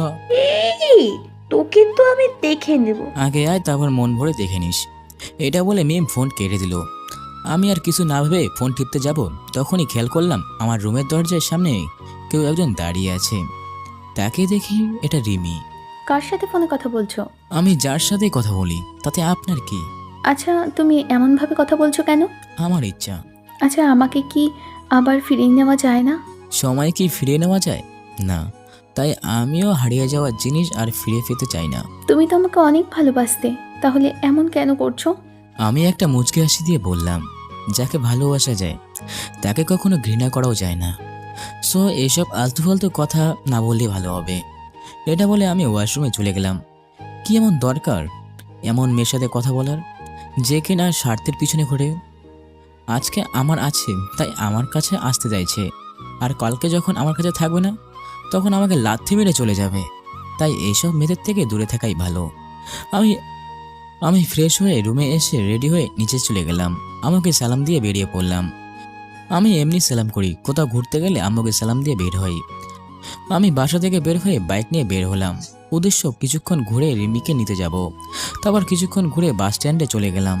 সেখানে গিয়ে টাইম দেখি এখনও 10 মিনিট বাকি আছে বাস আসতে। তাই একটা দোকান থেকে একটা সিগারেট খেতে লাগলাম। কিছুক্ষণ পর বাস আসতে তাকে দেখলাম মিম আসতেছে নাকি। হঠাৎ দেখলাম বোরকা পরা একটা মেয়ে বাস থেকে নেমে আমার দিকে এগিয়ে আসছে। আমি একটু খেয়াল করে দেখি এটা তো আমার কুত্তি বউটা, তুক্ষু মামা তো বোন। আমি তাড়াতাড়ি করে মিমির কাছে গিয়ে বললাম, এই যে ডিম দেন, আমাকে একটা দেন। এটা বলতে মিম আমার দিকে রাগী চোখ নিয়ে তাকিয়ে আছে। হঠাৎ এমন কিছু করবে আমি ভাবতেও পারিনি। মিম আমার দিকে ঘুরে রাগী কণ্ঠে বলে উঠল, এই নে ব্যাগ দুটো নে। আমি দাঁত কেলিয়ে একটা হাসি দিয়ে ব্যাগ নিয়ে হাঁটতে যাব, তখনই মিম আমার চুল ধরতে লাগলো, টানতে টানতে বলতে লাগলো, কুত্তা বিলাই হুনামান, আমাকে কোন দিক থেকে তোর ডিম লাগে? মিম লাগছে, ছাড়, ব্যথা পাচ্ছি। আদর করার জন্য তো তোকে ধরিনি, তা আমি ডিম তাই না? তোকে আমি 1 মিনিট, তুই 1 মিনিট, তুই সিগারেট খেয়েছিস তাই না? আমার দিকে তাকিয়ে মিম বলল। আমি তো মিমের কথা শুনে অবাক হয়ে আমতা আমতা করে বললাম, কই না না তো, আমি এসব ছাই পাশ খাই না, বুঝলি? ও মা, তাই বুঝি? হুম, আমার কথা শুনে মিম আমার চুলগুলো আরো টেনে তার নাকের কাছে নিয়ে এসে বলল, কুত্তা, তোর মুখ থেকে সিগারেটের গন্ধ কেন আসছে? উড়ে আসছে বুঝলি, হয়তো উড়ে আসছে। আমার কথা শুনে মিম আমার পিছনে কিল ঘুষিয়ে মারতে লাগলো। মিম একটু বেশি হচ্ছে, সবাই কীভাবে যেন দেখছে, মায়ের বাসায় গিয়েও দিতে পারবা। আমার কথা শুনে মিম একটু শান্ত হলো। তারপর মিমকে বাইকে করে বাসায় নিয়ে আসতে লাগলাম। কিন্তু আমি শান্তি মতো বাইকও চালাতে পারছি না এই পাগলের জন্য। একে তো আমাকে জোরে ধরেছে, এতে আবার কুতুকুতু লাগছে আমার। আমার কাঁধে মাথা রেখে নাক ঘষাচ্ছে, মানা করলে আরও বেশি করে করছে। এখন নিজেকে গালি দিতে মন চাচ্ছে, কেন যে এই পাগলটাকে বাইকে নিয়ে আসলাম। এইসব ভাবতে ভাবতে কিছুক্ষণ পরে বাসায় চলে আসলাম। বাসায় এসে বাইকটা স্ট্যান্ড করে মিমকে নিয়ে বাসায় কলিং বেল দিতেই আম্মু এসে দরজা খুলে দিল। আর সাথে সাথে মিম আম্মুকে জোরে ধরে বলল, ফুপি কেমন আছো? ভালো আছি। আর আমার শাশুড়ির আদর পাচ্ছি না তো, তাই শুকিয়ে যাচ্ছি। কিন্তু চিন্তা করো না, এখন শাশুড়ির আদর পাবো আর মোটা হয়ে যাব। আমি তো মিমের কথা শুনে অবাক। মেয়ে বলে কি, এমনিতে আলুর বস্তা, আবার নাকি শুকিয়ে গেছে। মনে বললাম। তখনই মিম বলে উঠল, আম্মু আমি অনেক ক্লান্ত, আমার রুমে গিয়ে ঘুমাচ্ছি। এটা বলে মিম উপরে যেতে লাগলো। তখনই একটা মেয়েকে দেখে মিম একটু থমকে দাঁড়িয়ে আবারও হাঁটতে লাগলো। আমি আর ওখানে না দাঁড়িয়ে থেকে নিজের রুমে চলে আসতে লাগলাম। আমি রুমের সামনে এসেই থমকে গেলাম। একটা মুহূর্তে লম্বা হয়ে শুয়ে আছি। তখনই আমি রুমে গিয়ে বললাম, ওই কুত্তি, আমার রুমে কি করিস? আমার রুমেটা আর আমি থাকবো না বললেই হলো। তাহলে আমার রুমটা কেন? আমি কি জানি, যা তো এখান থেকে, কানের কাছে ঘ্যান ঘ্যান করিস না। তুই যা আমার রুম থেকে, না হলে কিন্তু। আমি আর কিছু বলতে পারলাম না। তার আগে মিম আমার কাছে এসে আমার কলার ধরে আমার মুখের সামনে তার মুখ নিয়ে আসতে লাগলো। বিশ্বাস করেন, এই মুহূর্তে আমার কপাল থেকে ঘাম টপ টপ করে পড়ছে এবং হাঁটুও কাটছে। বুকের হার্টবিটটা বেড়ে গেছে, কারণ এত কাছে কখনো মেয়ে আসেনি। আমি তার ভয়ঙ্কর মায়াবী চোখের দিকে তাকিয়ে আছি। একটা ঢোক গিললাম। মিম আমার ভাবনা ভেঙে বলতে লাগলো, গাধার বাচ্চা, আর একটা কথা বললে এমন জায়গায় লাথি মারবো, জীবনে আর বাবা হতে পারবে না। আমি মিমের এমন কথা শুনে আমতা করে বললাম, দেখ মিম, এটা কিন্তু ভালো হচ্ছে না। আমার রুম। তোর রুম ছিল, কিন্তু এখন আমার হয়েছে। সো নিজের ভাইলো চাইলে বের হ, আমি রেস্ট নেব। এটা বলে মিম আমার বিছানায় গিয়ে গায়ে এলি দিল। মিম আমার কাছ থেকে যেতে মনে হয় আমার উপর থেকে যেন কোনো একটা পা সরে দাঁড়ালো। আমি আর এক মুহূর্ত না দাঁড়িয়ে রুম থেকে বের হয়ে আম্মুকে ডাক দিলাম, আম্মু, ও আম্মু, আম্মু তুমি কোথায়? আমার ডাক শুনে আম্মু রান্নাঘর থেকে বেরিয়ে এসে বলল, কি রে, এত গরুর মতো চিল্লাচ্ছিস কেন? কি হয়েছে? দেখলাম আম্মুর কথা শুনে রিমি মুচকি মুচকি হাসে। আম্মু, আমি কি গরু? তোমার কোন দিক দিয়ে মনে হয় আমি গরু? এই যে এইভাবে হাম্বা হাম্বা করছিস, তাই? এখন বল কি হয়েছে? তোমার ভাইয়ের মেয়ে আমার রুম দখল করে রেখেছে। এখন সে বলে ওটা নাকি ওর রুম। আম্মু, তুমি ওকে আমার রুম থেকে যেতে বলো। আমি কেন যেতে বলবো? তোর রুম, তুই বল। আমার কথা শোনে না। আমি কিছু করতে পারবো না, যা তো এখান থেকে। আমাকে রান্না করতে দে। কতদিন হলো আমার ভাইয়ের মেয়েটাকে নিজের হাতে বানিয়ে কিছু খাওয়াই না। যত সব আদর ভঙ্গিয়া। ভাইয়ের একটা মেয়ে ডাইনি? আমি কেউ না। এটা বলে আমি আমার রুম থেকে বের হয়ে গেলাম। এইদিকে রিমি আমার এমন ব্যবহার থেকে হাসতে হাসতে ভাবিকে বলল, আপু মেয়েটাকে আর ওর সাথে এমন করলো কেন? এইভাবে একটা ছেলের রুম দখল করা কি ঠিক? শুন, মেয়েটা রিফাতের মামাতো বোন। ও এমনি সব সময় রিফাতের পেছনে লেগে থাকে। তবে আমার মনে হচ্ছে মেয়েটা রিফাতকে পছন্দ করে। তাহলে তো। চিন্তা করিস না, আমি চেষ্টা করব তোকে এই বাড়ির বউ করতে। কিন্তু আপু, রিফাত মনে নিবে না তো?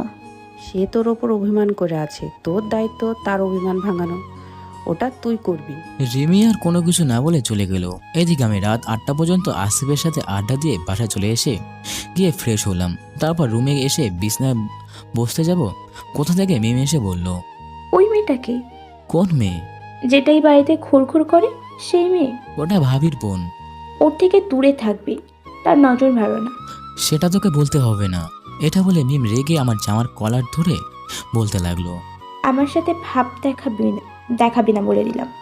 অনেক ভাব দেখিয়েছিস, এখন থেকে আমি যা বলবো তাই শুনবি। কি বলেছি কানে গিয়েছে? ঢুকেছে তো? কান দিয়ে ঢুকছে, বাট আমি তোর কথা কেন শুনবো? আমি কি তোর জামাই লাগি যে তোর কথা শুনবো? এই তো সোনা আসলে কথা বলে দিয়েছে, জামাই লাগে না, তবে খুব তাড়াতাড়ি হয়ে যাবে, বুঝলা জানো? আমার ঠেকা পড়ছে তোর মতো ডাইনিকে আমার বউ বানাতে। কি বললি কুত্তা? আমি ডাইনি তাই না? দেখ তোর ঘরের ওপর কিভাবে চেপে বসি। এটা বলে আমাকে ধাক্কা দিয়ে বিছনায় ফেলে দিয়ে এক লাফে মিম আমার পেটের উপর চড়ে বসলো। আমি ও মা গো বলতেই একটা চিৎকার দিলাম। ডাইনি আমার মুখ চেপে ধরে বলল, চুপ, একদম চুপ, চিৎকার দিবি না বলে দিলাম। আমার ছটপটানি দেখে মিম মুখে হাত থেকে সরাতে আমি হাঁফাতে লাগলাম। ওই নাম আমার উপর থেকে। না, তুই বলছিস আমি ডাইনি, তাই নামবো না। ডাইনিরা তো এভাবে মানুষের উপর চেপে বসে, তাই না চন্দু? আমার গালে এক আঙ্গুল দিয়ে স্লাইড করতে করতে বলছে কথাগুলো। দেখ বোন, আমার কেউ দেখলে অনেক সমস্যা হবে, তাই নাম বলছি। মিম আমার কথা শুনে আমার কলার ধরে বলল, ওই কুত্তা, আমি তোর বোন লাগি না, বউ লাগি। বউ বল, বউ। বউ বললে উপর থেকে উঠবি? না, আর একটা কাজ করতে হবে, তারপর উঠবো। কি কাজ বল, তাড়াতাড়ি বল। আমাকে বউ শোনা বলে আমার কপালে একটা পাপ্পি দিতে হবে। কি? না, আমি পারবো না। তাহলে আমি এখন চিৎকার করব, তারপর কি হবে জানিস? এখন এটা আমার রূপ, কিন্তু এখন এটা আমার রুম কিন্তু। এই মেয়েকে আমার মান সম্মান সব খেয়ে ফেলবে মনে হয়। আল্লাহ, আমাকে তুমি কোন চিপে ফেলে দিলা?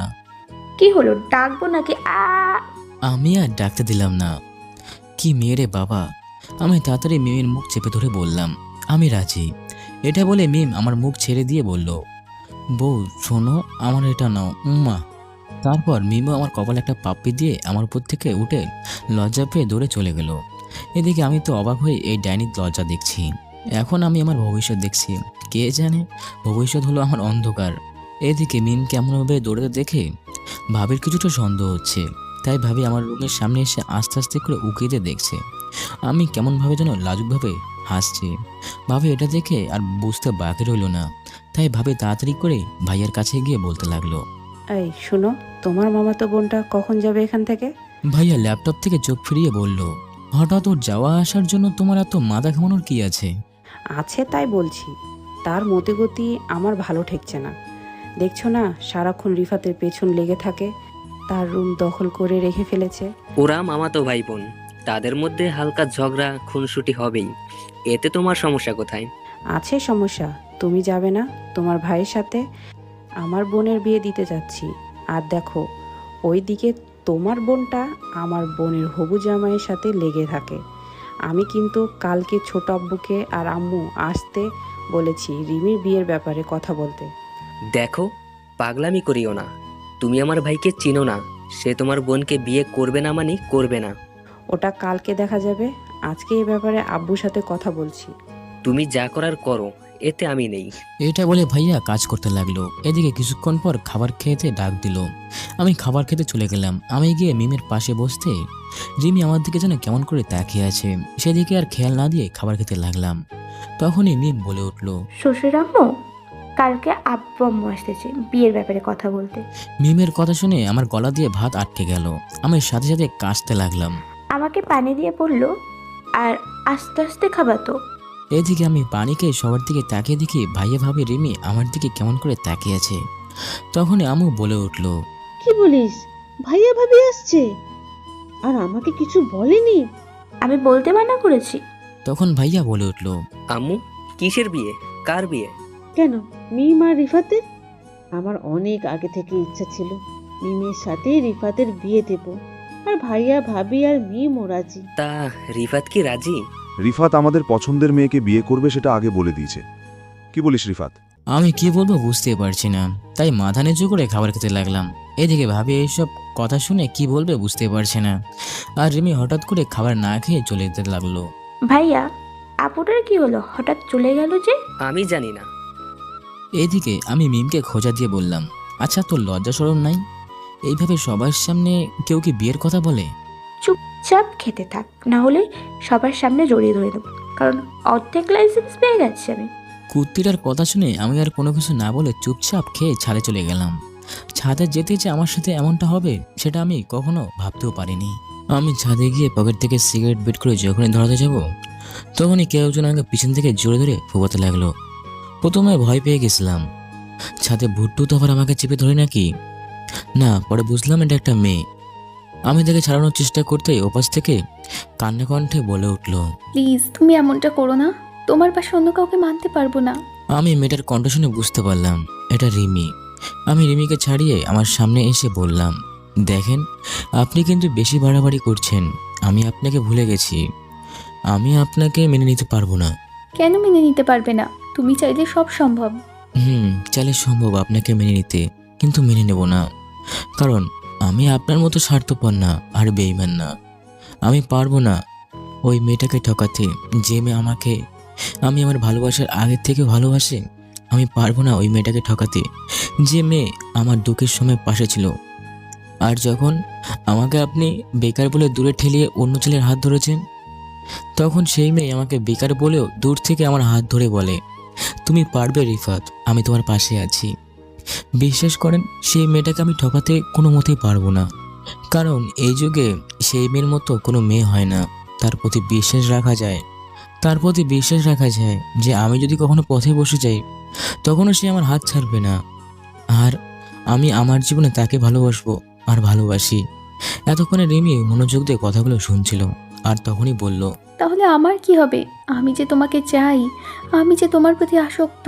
আমার কোলে মাথা রেখে যে স্বপ্নগুলো দেখেছিলে সেগুলোর কি হবে রিফাত? আমি কি তোমার ছিলাম না? হয়তো আপনি আমার ছিলেন না। আমি আপনাকে হারাইনি, হারিয়েছেন আপনি আমাকে।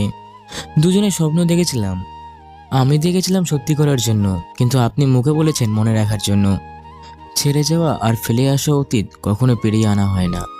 ভালো তো সবাই বাসে, কিন্তু মায়া তো একজনের উপর কাজ করে, ইচ্ছে না করলেও ছেড়ে যেতে হয়। আপনাকে চাইলে মেনে নিতে পারি, কিন্তু মেনে নেব না। কারণ আপনার উপর যে বিশ্বাসটা ছিল সেটা আমার উঠে গেছে। যে মেয়ে দুঃখের সময় পাশে থাকে না, সে সুখের সময় পাশে থাকার যোগ্যতা রাখে না, সে আমার ভালোবাসার যোগ্য নয়। স্বপ্ন দেখাটা ভুল নয়, মায়ায় পড়াটাও ভুল নয়। ভুল তো তখনই হয় যখন ভুল মানুষের মায়ায় পড়ে। আর সেই ভুলই আমি একবার করেছি বলে বারবার করব না। যেখানে আপনি আমার কখনো ছিলেন না সেখানে আপনাকে কাছে টানাটা বোকামি ছাড়া কিছুই না। এই মুহূর্তে আপনি আমার কেউ না, জাস্ট ভাবির বোন, ভাই আর শালি, আর আমার বেয়ার লাগেন, তাছাড়া বড় কিছু না। তাহলে কি সত্যিই তুমি আমাকে ভালোবাসো না? আমি কি তোমার না? না, আমি আপনাকে ভালোবাসি না, আর না আপনি আমার কখনো ছিলেন, আর না হবেন।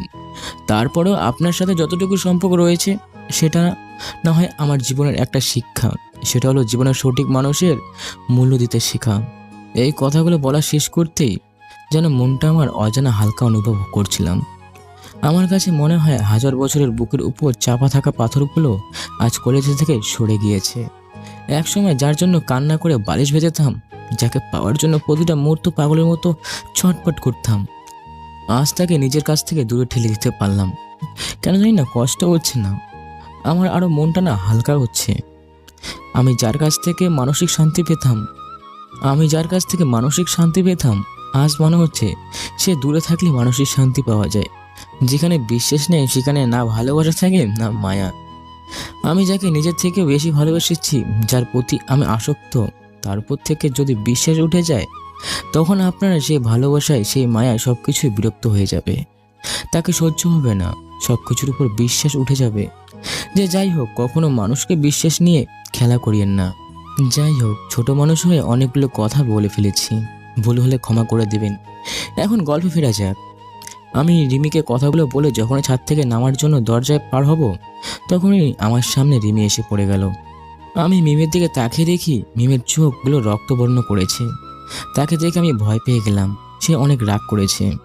আমি কিছু বলতে যাব তার আগে মিমি আমার জামার কলার ধরে থাপ্পড় দিয়ে হাতটা শক্ত করে ধরে নিচে নিয়ে নামাতে লাগলো। আমি মিমির এমন আচরণ দেখে আমার বুকের ভিতর মোচড় দিয়ে উঠলো। মনে হয় বাজে চিন্তা ঘুরতে লাগলো। মনে হচ্ছে এই মিমি আমাকে ছেড়ে চলে যাবে, আমাকে মনে হয় ভুল বুঝবে। এখন মিমির এমন রাগ দেখে কিছু বলার সাহস পাচ্ছি না। আমি একদিনে মিমির রাগে মুখের দিকে তাকিয়ে আছি, নানান চিন্তা করছি। হঠাৎ মিমি আমাকে ধাক্কা দিয়ে আমার ভাবনা থেকে পেরিয়ে এলাম আর দেখতে পেলাম এটা আমার রুম। আমি দেখি মিম রুমের দরজা বন্ধ করে আমার শার্টের কলার ধরে বলতে লাগলো, ও ওই মেমে আমার কি হয়? তোর কি হয়? বর্তমান বলবো না অতীত বলবো? আমার এই কথা বলতে মিমি আমার কলারটা আরো শক্ত করে চেপে ধরে বলল, কুত্তা, যা বলবি সত্যি বল, মিথ্যা বলকে কালকে তোর জানাজা। ভয়ে ভয়ে বললাম, সে তো আমার এক্স, বর্তমান তাকে চিনি না, তবে এতটুকু জানি সে আমার কি? ভাইয়ের শালী। তার মানে ওই রেমিকাল লাগেনি যে তোকে কষ্ট দিয়েছে সেই মেয়ে? এটা বলতে মেম বলে উঠলো, ওই কুত্তিকে তো আমি ছাড়বো না। ওর যত বড় সাহস আমার কলেজারকে কষ্ট দেয়। ওকে তো আমি। এটা বলে মিম আমাকে ছেড়ে যখনই দরজার দিকে যাবে তখন আমি তার হাত ধরে বললাম, আরে আরে কি করছো, বাদ দাও, আমি সব ভুলে গেছি। তাহলে তুই কুত্তের সাথে তুই ছাদে কি করছিলি? নিশ্চিত পুতু পুতু করছিলি, তাই না? আরে ধুর, নিজের হবু বউ থাকতে অন্য মেয়ের সাথে কেন লুতুপুতু করব? আমি যা কিছু করব আমার ডাইনি হবু বউয়ের সাথেই করব। উনি তো লাগবেই, কারণ তোমার তো এক্স আছে। আরে বাবা, ওর সাথে আমার কোনো সম্পর্ক নেই বলছি না। তুই মিথ্যা বলছিস, আমি সব শুনেছি। তাহলে আবার আমাকে জিজ্ঞাসা করছে কেন? কারণ ওই মেয়েকে আমার সুবিধার মনে হচ্ছে না। আমি কিন্তু বলে দিচ্ছি, যদি কিছু করে ওই মেয়ে, আগে তোকে তারপর ওই মেয়েকে দেখে নেব। আরে এত মাথা গরম করিও না তো, এখন রাত হয়েছে, ঘুমিয়ে পড়ো। এটা বলে আমি যখনই রুম থেকে বেরোতে যাব তখনই মিম আমাকে পিছন থেকে এসে ধরে বলল, কোথায় যাচ্ছিস? কেন, ঘুমাতে? নাকি ওই মেয়ের সাথে ইটিস পিটিস করতে? ওরে আল্লাহ রে, এটা আমার কপালে কি দিলাম? আর এখানে তুমি থাকবা, আমি অন্য রুমে যাচ্ছি। তুই এখানে থাক, আমি অন্য রুমে যাচ্ছি। তোর কোনো বিশ্বাস নেই, এক্সকে দেখে পূর্ণ প্রেম জাগতে পারে। এটা বলে মিম রুম থেকে বের হয়ে বাইরের থেকে দরজা বন্ধ করে চলে গেল। আমি তার কাণ্ড দেখে হাসবো না কাঁদবো বুঝতে পারছি না। আমি একটা মুচকে হাসি দিয়ে বলতে লাগলাম, পাগলি একটা মেয়ে একটা ছেলেকে কতটা ভালোবাসে, এমনটা করতে পারে, এই মিমকে না দেখলে বুঝতে পারতাম না। এইসব কিছু না ভেবে বিছানায় গা এলে দিতে আমার ফোনটা বেজে উঠলো। তাকিয়ে দেখি মিম। আমি ফোনটা তুলে বলল, ওই তোকে বলতে ভুলেই গেছি, আমি বাইরে থেকে দরজা বন্ধ করেছি, তুই ভিতর থেকে লক কর। তুমি বাইরে থেকে করছো না? আমি ভিতর থেকে না করলেও চলবে। তোকে যেটা বলছি ওটা করবি নাকি আমি আসুম? আচ্ছা আচ্ছা, লক করছি। তারপরে ইচ্ছে না করার পরে লক করে আবার বিছানায় আসলাম। এই তো শুনে গুড বয়, এখন ঘুমিয়ে পড়ো, কাল দেখা হবে। এটা বলে ফোনটা কেটে দিল। আমি ফোনটা রেখে ঘুমিয়ে গেলাম। সকালবেলা দরজা ধাক্কাধাক্কিতে ঘুম ভেঙে গেল। ঘুম ঘুম চোখে দরজা খুলে দিতে কেউ আমাকে বলে উঠলো, কি রে, তুই এখানে কেন? আমি চোখ কষলাতে কষলাতে বললাম, আজব, আমার রুমে আমি থাকবো না তো কে থাকবে? এসব বলে সামনের দিকে তাকিয়ে দেখি আম্মু। আমার এমন কথা শুনে আম্মু রেগে আমার দিকে তাকিয়ে রুমের ভিতরে ঢুকে বলল, মিম কোথায়? তোর রুমেতে মিম থাকার কথা, সত্যি করে বল মিম কোথায়? আরে আম্মু, কাল রাতে মিম গেস্ট রুমে চলে গিয়ে আমাকে আমার রুমে ঘুমাতে বললো আর বাইরের থেকে দরজা লাগিয়ে দিয়েছিল। আমার কথা শুনে আম্মু আমার দিকে রাগি লোকে তাকিয়ে আছে। রুম থেকে বের হয়ে গেস্ট রুমের দিকে যেতে লাগলাম। আমি আম্মুর পিছন পিছন যেতে লাগলাম। আম্মু গেস্ট রুমে গিয়ে দেখে মিম মরার মতো ঘুমাচ্ছে। আম্মু আমার দিকে রাগি লোক নিয়ে তাকিয়ে বলল, রুমে গিয়ে ফ্রেশ হয়ে বাস স্টেশনে যা, তোর মামি আসতেছে, তোর মামা মামি আসতেছে। আব্বুকে পাঠাও, আমার অফিস আছে না। তোর আজ অফিস যাওয়া লাগবে না, যেটা বলছি সেটা কর। আমি আর কিছু না বলে ফ্রেশ হয়ে বাস স্ট্যান্ডে ওইদিকে বের হলাম। কিছুক্ষণ পর বাস স্ট্যান্ডে পৌঁছে গেলাম। দেখি মামা মামি দাঁড়িয়ে আছে। মামা মামির কাছে গিয়ে বললাম, আসসালামু আলাইকুম মামা মামি, কেমন আছেন? আলহামদুলিল্লাহ বাবা, তুমি কেমন আছো? এই তো আলহামদুলিল্লাহ। মামা চলো বাসায় এখন যাওয়া যাক, এখানে দাঁড়িয়ে না থেকে। তারপর একটা ট্যাক্সিতে মামা মামিকে তুলে দিয়ে আমি তাদের পিছন পিছন চলে আসতে লাগলাম। কিছুক্ষণ পর বাসায় আসতে তাদের ব্যাগগুলো নিয়ে বাসায় নিয়ে আসলাম। আর মামা মামি আব্বু আম্মুর সাথে নানান ধরনের আড্ডা দিতে লাগলো। দুপুরে সবাই মিলে আড্ডা হাসি ঠাট্টা করার শেষে খাবার শেষ করে আমি আমার রুমে গিয়ে অফিসের কিছু কাজ করতে লাগলাম। কারণ অফিসে যেহেতু যাব না, সেহেতু এখানে বসে কাজগুলো করতে হবে। কিছুক্ষণ কাজ করে ঘুমিয়ে গেলাম। বিকালে আম্মুর ডাকে ঘুম থেকে উঠে বললাম, কি হয়েছে আম্মু, এত ডাকছো কেন? আম্মু বলল, এই নে পাঞ্জাবিটা পরেই রেডি হয়ে থাক, আর তোর বন্ধুদের দাওয়াত দে, এখন আসতে বল। আমি আম্মুর কথা শুনে হাঁ করে আম্মুর দিকে তাকিয়ে বললাম, আম্মু কি বলছো, কি কিছু বুঝতে পারছি না। তোর এত কিছু বুঝতে হবে না, তোর আজকে বিয়ে এটা বুঝলেই হবে। এটা বলে আম্মু চলে গেল। এদিকে আমি তো আম্মুর কথা শুনে পুরো বোকা বনে গেলাম। কিছুক্ষণ স্থির হয়ে বসে থেকে আসিফকে কল করে বাসায় আসতে বলে ফ্রেশ হতে চলে গেলাম। রুমে এসে রেডি হতে আসিফ চলে এলো। আসিফ এসে বলল, মামা এসব কিছুই বুঝতে পারছি না, আমি বুঝতে পারছি না হঠাৎ আম্মু বিয়ের কথা বললো কেন আমায়। তা কার সাথে? মিমের সাথে। ও, তাহলে তো ভালোই। তারপর দুজন মিলে আড্ডা দিতে লাগলাম। এমন সময় ভাবি এসে বলল কাজই চলে এসেছে, নিচে যেতে বলেছে। আমি আর আসিফ দেরি না করে নিচে চলে গেলাম। নিচে গিয়ে দেখি মিম ইয়া বড় একটা ঘোমটা দিয়ে বসে আছে, আর রিমিও আমার দিকে করুণ দৃষ্টিতে তাকিয়ে আছে। আমি সেদিকে না তাকিয়ে মিমের পাশে গিয়ে বসে পড়লাম। এখন বুঝি মিমি নিজের ভালোবাসার মানুষের পাশে অন্য কাউকে দেখলে কেমনটা লাগে, যেমনটা ওই দিন আমার লেগেছিল। তারপরে সবকিছু নিয়ম মেনে আমাদের বিয়েটা হয়ে গেল। এখন আমি আমার বন্ধুদের নিয়ে ছাদে দাঁড়িয়ে আছি। আমি ভাবছি কালকে ছিলাম সিঙ্গেল আর আজকে হয়ে গেলাম বিবাহিত। ভাবতেই অবাক লাগে, আর এসব ভাবতে সবকিছু স্বপ্নের মতো লাগছিল। কি থেকে কি হয়ে গেল বুঝতেই পারছি না।